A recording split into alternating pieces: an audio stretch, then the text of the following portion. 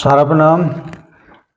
सारा इंडिया परिवार के मेरे प्यारे कर्तव्योगी साथियों और सारा से जुड़े समस्त सम्मानित जमाकर्ताओं का आज यथार्थ पर बहुत बहुत अभिनंदन, स्वागत है। दोस्तों, आज की इस सुबह ऐसा समाचार लेके आई है जिसका इंतज़ार हम लोग पिछले कई वर्षों से कर रहे हैं। निश्चित रूप से ये जो शुभ समाचार आपके समक्ष में रखने जा रहा हूँ वो आप सबको और आपकी पीड़ा को पूरा खत्म कर देगा, क्योंकि जो संघर्ष हमारे कार्यकर्ताओं ने और जमाकर्ताओं ने किया है उसके लिए तो शब्द कहीं से ढूंढ कर भी नहीं लाए जा सकते, क्योंकि जिस भी व्यक्ति के बारे में अगर हम बात करते हैं तो निश्चित रूप से उसकी व्यथा और कथा आंसुओं से भरी है। हमारे इस जमाकर्ता का भुगतान नहीं मिल पा रहा है, उसका जो भी संकट है वो किसी से छुपा हुआ नहीं है। हमारे कार्यकर्ताओं का रोजगार चला गया और उनका जीवन भर का पूंजी भी सहारा इंडिया परिवार के इस विवाद के तले दबा हुआ है।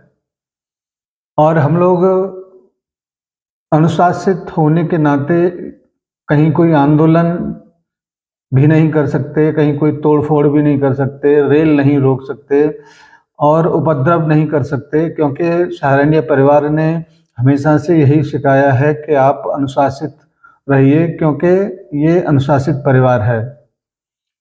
ये सब कुछ सहते हुए भी आज हम लोग ऐसे मुकाम पर हैं जो बहुत दर्दनाक है, बहुत दयनीय है। लेकिन इसके बावजूद उम्मीद न्याय की सर्वोच्च अदालत की तरफ हमेशा से बना रहा और बहुत विश्वास के साथ हम लोग इस बात को कहते रहे कि चाहे कुछ भी हो, हम लोग माननीय सुप्रीम कोर्ट के ऊपर अथाह विश्वास करते हैं। और इसी विश्वास का नतीजा है कि कोरोना काल के बाद माननीय सुप्रीम कोर्ट का जो 3 जजों का बेंच का इंतजार हम लोग सुनवाई का करते रहे, वो किसी न किसी कारण से टलता रहा और उसका सुनवाई नहीं हो पाया। कारण चाहे कुछ भी रहा हो, और परिणाम ये निकला कि हम लोग और हमारे जमाकर्ता सब लोग गर्त में एक तरीके से चले गए और न्यायमूर्तियों से अविश्वास की भावना लोगों के अंदर पैदा हुई।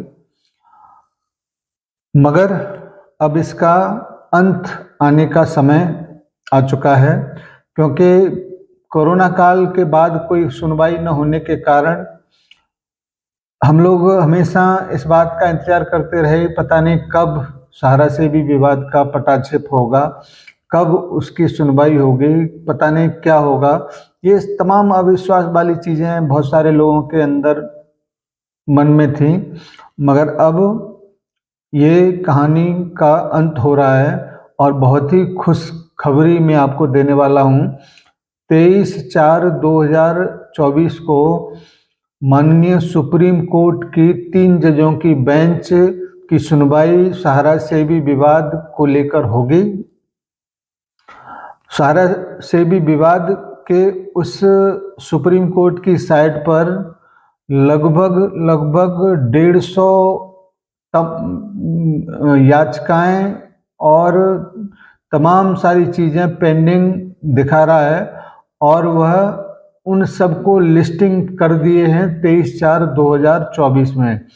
3 जजों की बेंच जो है वो न्यायमूर्ति संजीव खन्ना जी की अध्यक्षता में एक तरीके से होगा, जिसमें दूसरा नाम है MM सुद्रेश जी का और तीसरा न्यायमूर्ति का नाम है बेला M त्रिवेदी जी का। ये 3 जजों की बेंच है जो सहारा से विवाद इतने लंबे समय से आप लोग जो इंतजार कर रहे थे उसका गठित हुआ है, और मंगलवार को ही इस 3 जजों की बेंच आप लोगों की सुनवाई करेगा और उम्मीद है कि परिणाम तक पहुंचने का भरकस प्रयास किया जाएगा, क्योंकि आपका जो दिक्कत समस्या है वो हिंदुस्तान में किसी से छुपा हुआ नहीं है।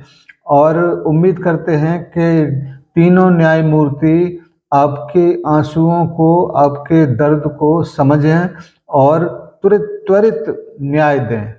इसके अलावा एक और खुशी की बात है कि 23 तारीख को ही जो पिनकपानी मोहंती जी का केस के बारे में जब 29 मार्च 2023 को एक 5,000 करोड़ रुपए का पेमेंट के लिए रिलीज किया गया था, उसका लिस्ट में आपको पोर्टल दिखाई दिया और उस पोर्टल की देखरेख करने के लिए एक रिटायर्ड न्यायमूर्ति का गठन किया गया और गौरव अग्रवाल जी आपके उसको लीगल एडवाइजर के रूप में उनके साथ थे।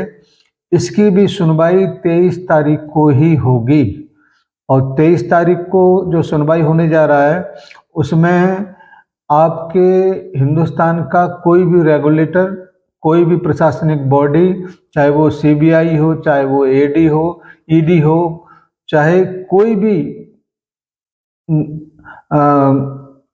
सरकारी बॉडी, किसी को भी नहीं छोड़ा गया है। सबको उपस्थित होने का नोटिस जारी किया गया है। और 2 जजों की बेंच जो है वो न्यायमूर्ति सूर्यकांत जी और न्यायमूर्ति दीपांकर दत्ता जी, ये 2 जजों की बेंच हैं। ये दो जजों की बेंच भी सुनवाई करेगा। यानी कि चारों साइड से अगर देखा जाए तो आपके इस मुसीबत वाले दिन का अंत होना निश्चित है, क्योंकि ऐसा कोई भी परिस्थिति नहीं है जो पैदा हुआ हो और उसका अंत न हुआ हो। चाहे वो खुशी का हो, चाहे वो दुख का हो, वो अंत निश्चित रूप से उसका होता है। आपके संघर्ष की जो कथा है वो सदियों तक लोगों के जहन में रहेगी और जितने भी लोग अभी सहारनीय परिवार के साथ खड़े हैं उनके संघर्ष की भी कथाएं अनंत काल तक बनी रहेंगी, क्योंकि आप लोगों ने जिस आस्था और विश्वास के साथ सहारनीय परिवार के बैनर के तले अपने आप को स्थापित किया है वो वाकई में काबिल तारीफ है।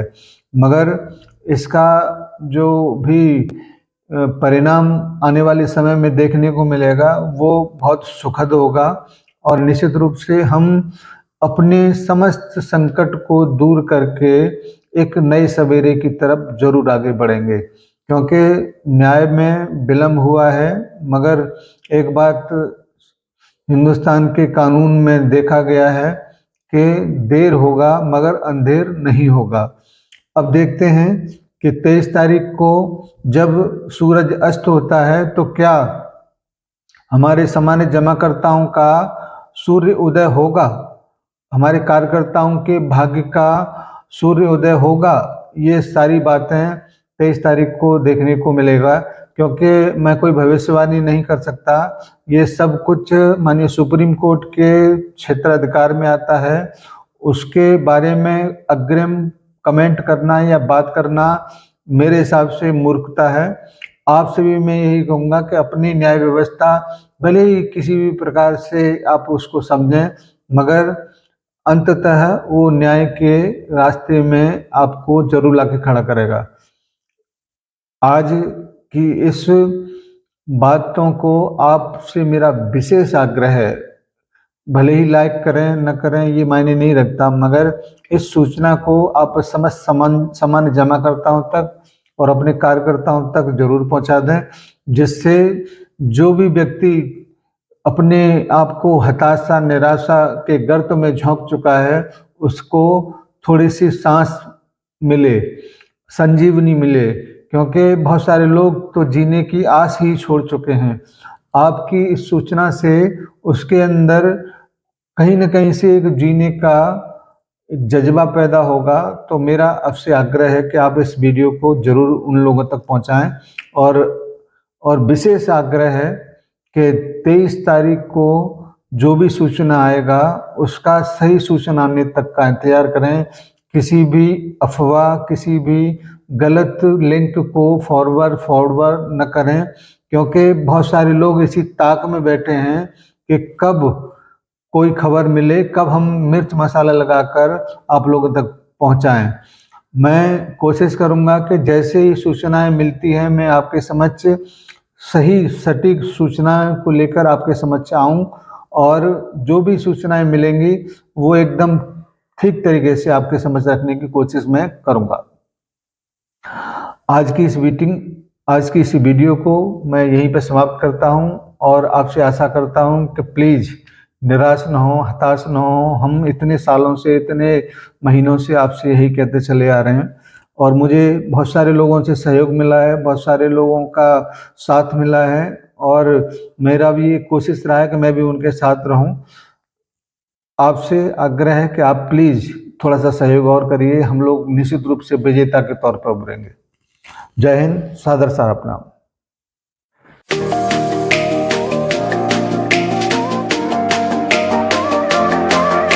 सहारा इंडिया परिवार, आत्मविश्वास की ताकत। सहारा प्रणाम।